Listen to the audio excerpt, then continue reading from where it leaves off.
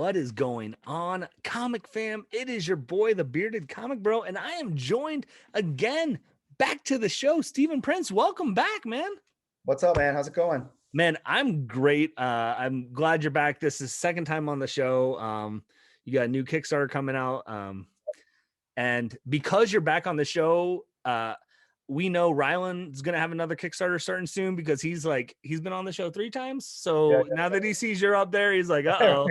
We're it's funny. I joke with him, but it's kind of true. I'm constantly like riding his coattails. We're constantly flipping around. They did a website called Soda and Telepaths did the top, I think it was 51 or something indie creators to watch, and it was like Ryland and me. One of these days my name's gonna be first. So But yeah. well, we'll just do another Kickstarter here. We'll bring you on because we know as soon as he sees you hopped on, he's like, he has another Kickstarter already coming now. Yeah. Oh, he does. I know he does. Yeah. Yeah, he does. He actually does, which is he just finished one and he's got another one coming. Nonstop. But enough about that, hooligan. We're here talking about you. And you are in the midst of your Kickstarter for issue 3 of Monster Matador. Yeah. Right? So it's the final issue of this of our initial miniseries, Tango the Matadors. It's Matador versus Monster. Only one Matador is going to come out of it alive. We've got a battle between kind of like regular folk, just kind of like an army who are fighting these monsters. It's just a massive 31-page fight fest with tons of kaiju and slaughter and a lot of fun stuff in there. And it's drawn by Fabio Alves, who, if you know Ryland, Fabio has done Banjax. They did the jump together on Kickstarter, and we actually we're constantly Fabio's kind of like the best kept secret in comics right now. And me and Ryland are always like, okay, when Ryland's done with him, he's like, you got anything for him? I'm like, yeah, here's like another 60 pages of Monster Matador, and then when I'm done, he'll do the jump. So we're trying to keep him kind of like we're trying to keep him ours. No one else can use them. It's just no one else can. His art is just, it keeps getting better and better, and it was already good. I mean, if you've read Banjax, if you've read The Jump, and the stuff he's doing on Monster Matador right now is the third issue is just amazing. And he's actually for our next Monster Matador series, I'm going to tease it right now. He's bringing in the Bill Sienkiewicz influence into his art. I mean, it's just the stuff he's doing is sick. So get it on the ground floor before it blows up. Yeah, it's a lot of fun. Yeah, and if you all are watching this interview, that means you follow my channel, which means Fabio is fantastic because he's the person who drew me into a comic book. So I mean, first appearance, Fabio will always have a place in my heart as a creator. He drew me into the second issue. I didn't even ask him to. He got so lazy. I had to send him a reference drawing for something because he just like a pose. So I sent him a pose, and he just wound up drawing me instead of like the actual person in there. So be on the lookout then for you in is it issue 2? Issue 2, yeah, the beginning of issue 2. See, issue 1, you get the bearded come grow. Issue 2, you get Stephen Prince. Well, who knows who's going to show up in issue 3?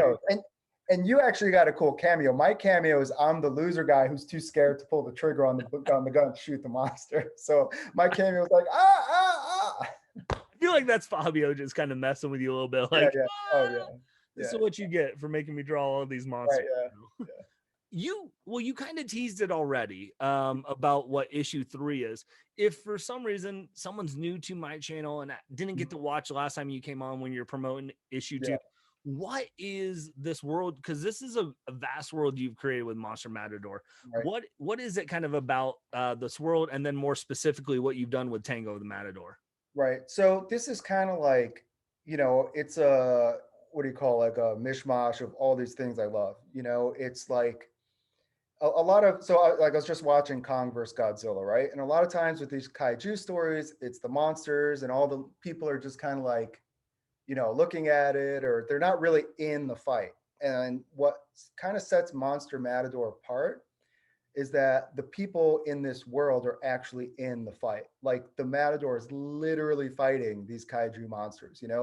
It's not monster versus monster, although I'm sure we'll get there, but it's literally a guy with a cape and a sword who is going up against these massive, kaiju monsters. And part of the fun of it, for me anyway, is like figuring out, okay, how is this, like, what are the mechanics of it? Like, how is this actually going to work? Because it has to be believable. If you're going to put up a guy with a sword and a cape against the monster, how is he actually going to kill it? Yeah. So that's part of the fun, is actually like that journey of seeing just how exactly they're going to like figure out how to kill the monster. And this one, Monster Matador, it's kind of like, I mean, I love 80s action movies and, post-apocalyptic movies like Mad Max. And it's kind of like, if you took Fury Road, right? And, Mad Max was a Matador, Yeah. that's kind of like, the kind of gist behind it. Yeah. Um, and it's, it's, we tell kind of a very, it's also like a human story because he has a daughter. Mhm. So like he's fighting these monsters because he wants to make a better place for his daughter, Yeah. because he doesn't want her to grow up in a crappy world, Yeah. and he doesn't want her to have to like fight these things. And so there's also kind of like, the whole, metaphor of like what every parent kind of has to like Right. deal with, is like, how do I make the world better, like, for my kids, because I don't want them to grow up and like, you kind of want to shield them from all the bad stuff. And that's kind of like he's doing this to shield her from it. But as the story goes along, the real world that they live in kind of creeps in, Mhm. and kind of see how he has to deal with that and everything. So Yeah. So so you got this kind of story of, like you said, the kaiju monsters. yeah, How did you come about saying, I don't want someone in a mech suit fighting them. I want a matador. Like, where did that process come through? it's, I have a background, I guess. I used to do improv, and I used to write more comedies, which is funny that I'm writing a hardcore action book, because like it really like, oh, there goes my light, cut my teeth kind of writing comedy books. But part of the thing about comedy is that, you have to sell it, you have to believe it, right? And like I'm a big Peter Sellers fan, right? Okay. And this was kind of not based on, but like influenced by a movie he did called The Bobo. And in it, he plays a matador. He's called Juan Bautista, the greatest singing matador in all of Spain.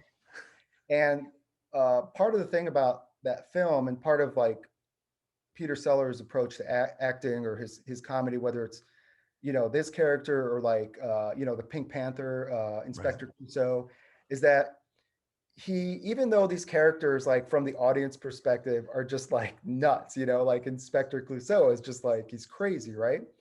But from the character's perspective, he respects the character. He Right. doesn't play the character like they're idiots. He doesn't, even though everyone else thinks they're idiots, he plays the character straight. So like so like, you believe all that, you believe the world that they're creating, because they're not making fun of it. Right.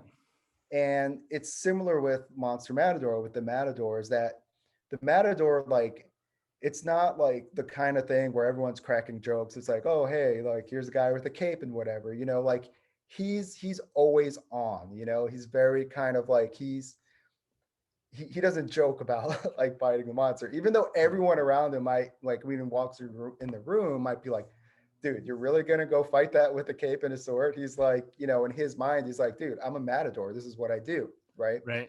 Matador in English translates to killer.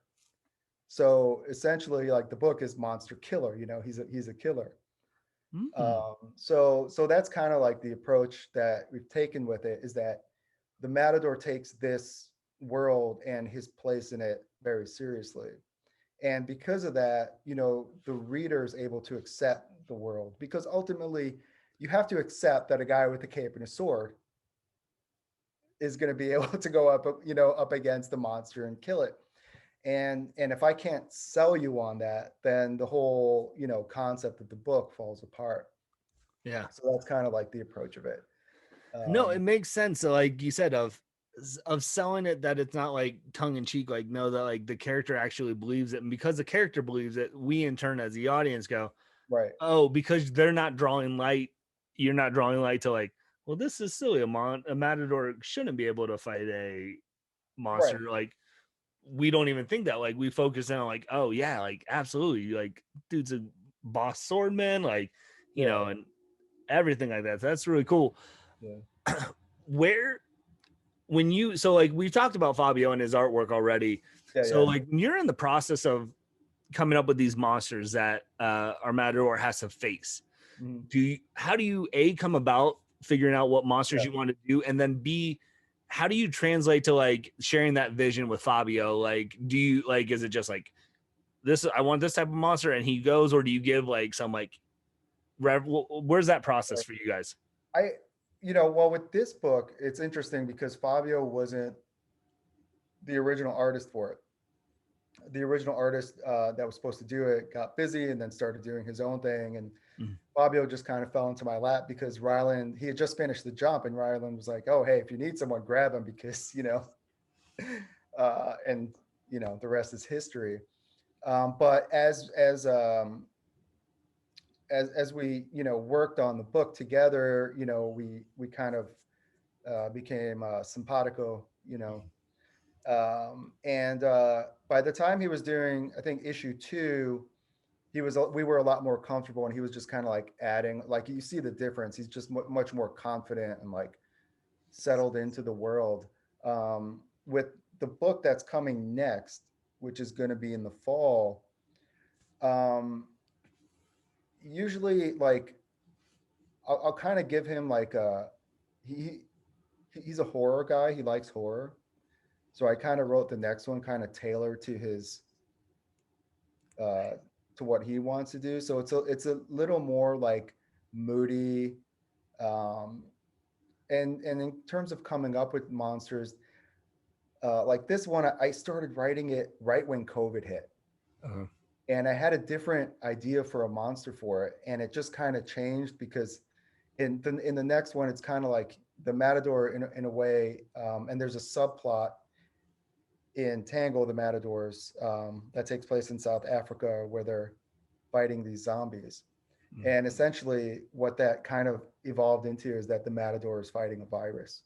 Mm. How do you fight a virus? How do you fight something that you can't physically, Yeah. And that fit in a lot with like the horror thing, that Fabio likes, because it's more just kind of like, you don't really know what you're fighting. Yeah. So it's a lot more moody. It's a little creepier. And like I said, he's bringing in that Bill Sienkiewicz influence to it. So it's just like Yes. the whole nother level. Um, but it's tricky sometimes because he doesn't speak English. Yeah. He runs everything through a translator, and but I at this point, like, I kind of know what he likes, Yeah. and what he likes to draw. And I still make it painful for him, but you just kind of, it's like when you're in a working relationship like that, you just kind of like feed off each other. And what our process, I tend to write the script. I'll write the full script. I'll send the script, and then he does his layouts, and as he's doing layouts, we'll start to really kind of, I don't want to say shape the story, but Uh-huh. we'll solidify it. We'll make like little changes here and there. We'll kind of like smooth everything out. Like, we work a lot closer in that stage Yeah.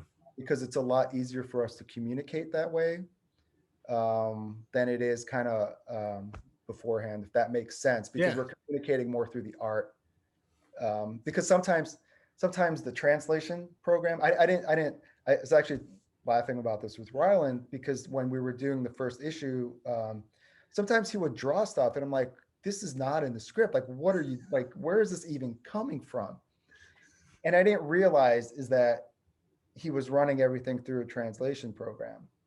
Mm, So the translations are not always, so I've had to actually adapt the way I write my scripts, gotcha.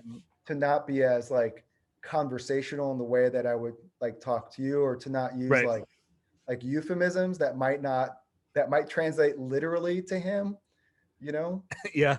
And he had one guy just eating like a sandwich or something, and I'm like, Fabio, they're in the middle of like, where's he getting like a 12-inch sub? Like there's no Subway around. Like they're Just not. like eat fresh. Yeah, it's like, they didn't stop at the supermarket and pick up a sandwich. But those are things that like now, as a writer, when I'm writing, it's silly because, but you have to keep that stuff in mind.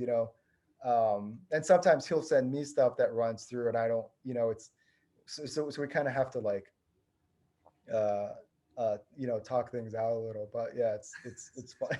It's funny I because feel like sometimes. Fabio probably though is now at the stage like where he knows things get lost in translation. So now he just will randomly draw something into your script and you'll be like, what did this? How did I mess this up? And then just some random dude just Yeah, eating a so slushie in the desert. there's a panel in issue number 3, and it's the most random thing, but it's cool as fuck. And he's like, and he emailed me, he's like, here's the page, by the way, I'm not taking out the last panel, and if you want to fight me about it, I'll fly to Vegas and we can fight. And I'm like, I almost need to do like a director's cut or something and add more story into it, just because this panel is like an entire book unto itself. It's weird, but it's like but at the same time it's fun because it's like little things like that Yeah. add like layers and depth to the world, because as a reader you see that and you go, oh wow, where's all this, you know what I mean? It kind of like, and as we build out the story, those things, you start to see those answers and things like that. So it's been fun working with him. Yeah. So let's talk about your Kickstarter a little bit. So we talked about the book and the process a little bit for Yeah. people. If someone's, again, if they're new, they're just hearing about this for the first time. What are some tiers on this Kickstarter that's going on right now that you're like, this would definitely be one to check out for sure? So we've got like, the basic catch up tier, which Okay. is all 3 covers. I throw in, even though I throw in prints, stickers, all that kind of stuff. I've done, if you do the physical copies, I usually I'll do a sketch for everybody that I send in there. Um, that's like the basic stuff. And then we have Kickstarter has allowed us to do an add-on store now. Mm-hmm. So if like you want like Fabio's cover from issue 3, but like there are variant covers. We have like a very limited amount. We did like a Beastie Boys homage variant cover, which I think is pretty cool. It's the Check Your Head album, but with Yes. like the Matadors. You can get those in the add-on store. Um, there's an artist in this campaign for issue 3, Carlos Diarmas, who did a variant cover, Nice. and he's got this kind of like, it's like those Bernie Wrightson, like that Frankenstein, just Yes. the ink work like is just incredible. We have a glow in the dark print. Oh, it's right here actually. Oh, how fitting. So Do there's you you did one go into dark last time, right? Or were you it's the looking same into it? one. Yeah, it's the same Okay. one. It's Yeah. it's one of those things where it's like, you're not going to sell all of them, so Right. we just put it back. But these are limited to, what is it, 55. Those Um, are there's sweet. there's the monster that glows when you turn it off, and these are printed by Nakatomi Print Labs. Okay. Nakatomi, they're kind of like Mondo. Oh They're yeah, based yeah. out of Austin. They do they've been doing concert posters for Metallica and things like that. So Were Mondo the ones that did the posters for like the Batman the Animated Series? yeah. So it's that level of quality. So these Yeah. are they're really nice, and they're priced. They're priced. You get the book with it. You get some other stuff with it, and I think we have sketch cards in the add-on store, And then we have a tier. I think we have 3 left. It's an original drawing from Fabio. And those are Fabio draws the book digitally. So, and he lives in Brazil. So Yeah. good luck getting any art from Fabio. But Right. yeah, right. So get on it, right? Okay. So yeah, it's cool. And then if feel free to anyone can reach out, and I'm happy to make it work. It's at the Yeah. end of the day, like I want people to read the book, and the response has been really good. So it's the typical response I get is that like, oh, it's not what I expected it to be, which is You're, good. you're like, thank you. I'm like, thanks. Well, I think people are expecting like a monster book, and if you've Yeah. read, if you like look at like, I don't know, like the typical kind of like Godzilla comics and stuff, or like they follow a specific kind of structure and format, Right. where this is like it's not like those. So it's if you wouldn't read a Godzilla comic, you would probably read Monster Matador. And I don't mean that in a bad way. It's just that it's different. It's Yeah. not what you expect it to be. So Well, and I think that plays into it. Like you said, you have at least in this run too, you have Matador versus Matador, you have right, Matador versus Monster, you then have the subplot of of the other people that dealing with what they're dealing with. So it's a layered story that it's right, just not like Godzilla fighting Kong. Like right, yeah, yeah, there's more to it. So yeah, if you go into it thinking like it's just going to be a monster knockout slugfest the whole time, you're like, oh, this isn't like, yeah, yeah. but still is super action packed, and yeah, that's really dope for sure. Yeah. So people can play catch up if like they're like, hey, Yeah, absolutely. we missed out, we want to get issues 1 and 2, and kind of explore into the world more of this. Yeah. And mention the bearded comic guy, and I'll throw in some prints and stuff like that. There you go. I'll throw in whatever extra stuff I have. There you go. Mention me. You heard it here first. I'll throw in something special for you. Man, we'll see if any people do that. We know now. We know if you're watching my show. That's I'll right. say That's you right. do, and now we know. Now we're gonna catch you so, with little incentives. Yeah. Have you? So as you create the comic and you've created this character, have you ever sat and thought like, if this was to go into like a film or TV someday, like who would be like a dream casting for your main character? So I was actually thinking about this. There's an actor, Gabriel Luna. Okay. He was he was Ghost Rider in Agents of Shield. He was in the last Terminator movie. And I was on, I don't know what it was, Instagram or Twitter or something, and I came across a picture of him, and he had a mustache, and he had his hair kind of like a little longer and like mussed up like the Matador, and I was like, that's him, Like you this. know. So I was like right there. So yeah, That's I mean, awesome. yeah, because it's tricky, you need because he has the Matador has presence, I mean, if you've ever seen Matadors also in like real life or whatever, they're, I mean, these are guys who are literally, risking, so it's someone who needs, like, you have to have like a certain weight and presence to it. Right. And you know, 30 years ago, I think, I would have said Antonio Banderas or something, because he's just got that, but yeah. But Gabe Luna, he's if you see a picture of him with the mustache, and you're like, Yeah. okay, You're like, that's it. yeah. Yeah. And he fought Arnold, he fought the Terminator. So if you can fight Arnold, you can fight yeah, a kaiju monster. Like, exactly, yeah. and and it's fitting because I'm wearing my Stop Whining, my Arnold shirt right now. So it's meant to be. Yeah. That's awesome. So what do you have? I mean, you mentioned you have another Kickstarter coming up in the fall. Is all your focus kind of in the world of Monster Matador right now with your comics, or are you kind of doing other things as well, or you can't talk about if you are, or whatever? Yeah, it's so right now, like, I think like any creator, you've got a million different things. Yeah. And one of the things that's always kind of tripped me up is just working on having too many balls in the air. Yeah. So, and even though comics are, even though everyone says, oh, comics are so cheap to make, right? They're relatively cheap to make in the sense that, yes, you're not spending $2 million or whatever like you would for a small film, but comics aren't cheap, No. especially, I mean, Fabio is a professional artist. Alex Zieff, who was our colorist, is a professional colorist.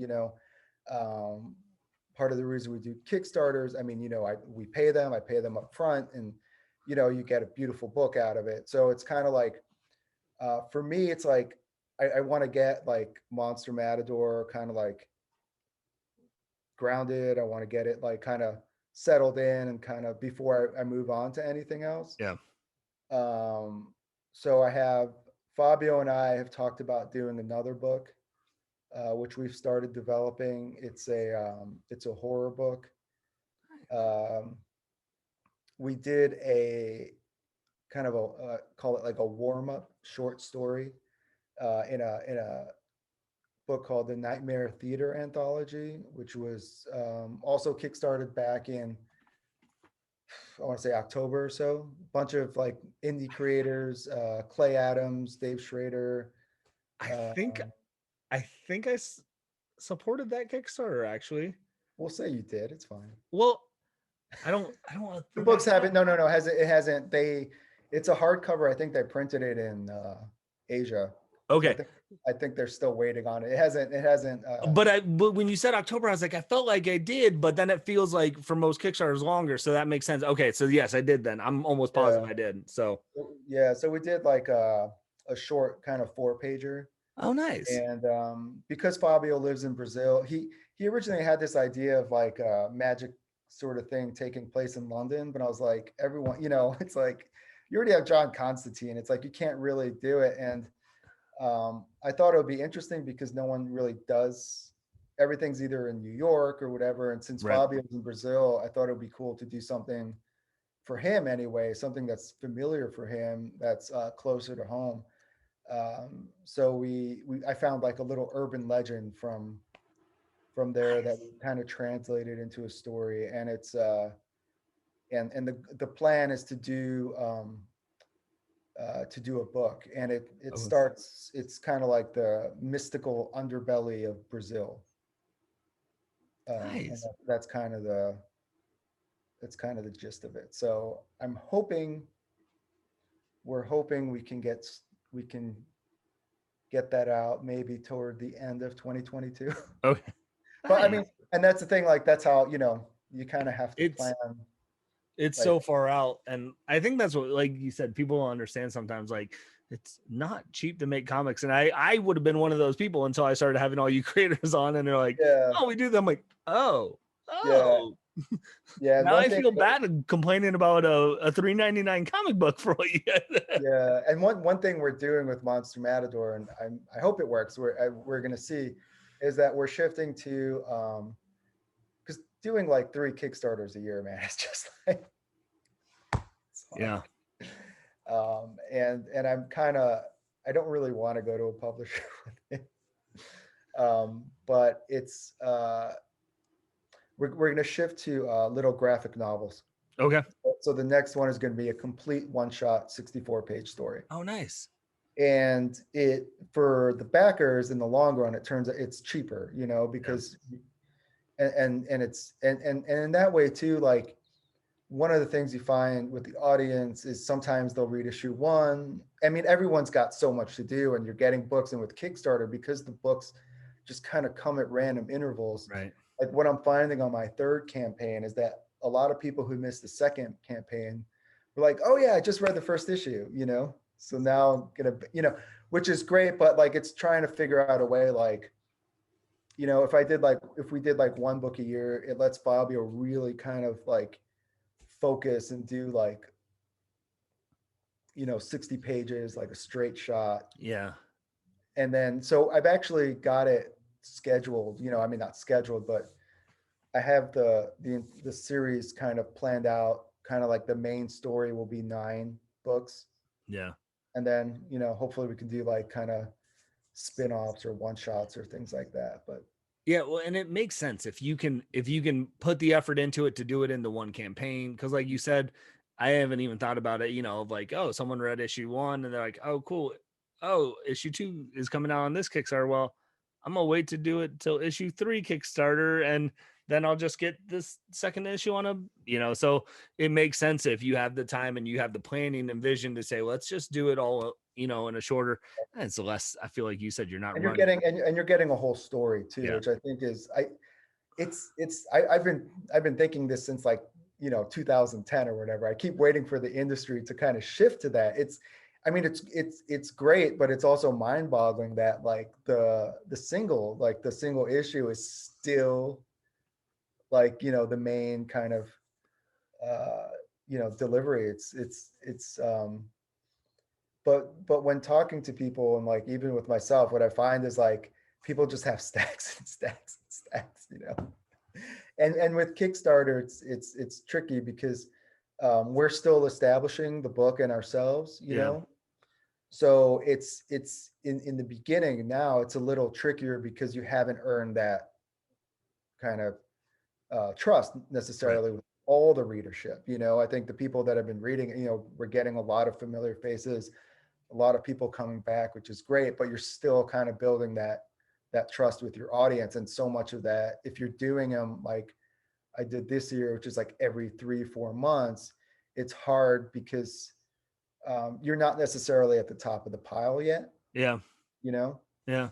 So yeah, it's just finding ways, number one, to get it to the audience in one shot, but also kind of like, with Kickstarter, I'm always kind of like thankful of all the people that back, because you're really like paying a premium, to help us make this book a reality, and I'm Yeah. very thankful for that. And I know, other Kickstarter creators are, but I know too, when you're doing a book like Monster Matador or something where it's going to be continuous, Yeah. that you're, over time, if you're doing, you're asking a lot, you know what I mean? Like over time. So anyway, like, to minimize that and still give readers like, more bang for that buck in that way is like, Yeah. you know, Well, and I think you do that, and the creators who are doing Kickstarter right do that. I mean, like I still have my handwritten note that you did, you know, with the sketch, like, and I yeah, like, to me that's something like that you can't get just getting your book off a shelf. So right. like, you know, I think that's what then also wins people of like, you know, you understand, because I know a lot of you guys who do Kickstarters, you back other art Yeah, creators yeah, too who yeah. do Kickstarters. So you know what we as comic fans go through of backing Kickstarters because you do it I hate too. when I hate when people ship them in just freaking envelopes. I use Gemini mailers, so don't worry, they will come in mint condition. I It's, do not ship in padded envelopes. yeah, I've It's heard like some. the biggest, like my heart sinks every time I back a Kickstarter and I get a padded envelope. Yeah, I I had that. It wasn't a Kickstarter. I had it at one time, and it was an eBay, and I shouldn't be that upset because it was just my first issue of Coneheads, but I was super upset because it was slightly bent. They're like, they just wrote "Don't bend" on it. Like that's gonna Right, work. Like, come on. right. Yeah, it's like it's might as well just write bend. That's like telling my kids, like, "Hey, here's a plate of fresh hot cookies here. Like, don't touch it though. Like, don't eat it. I'm gonna leave for 2 hours now. Yeah, I Like, was it's gonna reading happen." somewhere that actually like the worst thing you can do on an envelope is write "do not bend" because you're just asking for, like someone's having a bad day. It's gonna be like, Like, yeah, well, sorry. yeah. Well, Stephen, thank you just so much for taking some time to talk about Monster Matador. The gang, the Kickstarter is live. The link for the Kickstarter is in the description below. Remember, he said, mention me, you might get a little something, something. You never know. So, Stephen, where can people find you though and follow along with what you're doing? You can find me at Instagram, Twitter, and Facebook at Monster Matador. Just type in Monster Matador, you'll find me. I'm on Twitter also as the Stephen Prince. So I've got two accounts on there, but they're basically the same thing. So just, and monstermatador.com, which I have to update more often, but Nice. So, and uh, all actually, the links are below oh, there you too. know what? I'll What? tell you what, if you mention the bearded comic guy, I will throw in a digital copy of Tales from the World of Monster Matador, which is a comic that I co-wrote with Rylan Grant.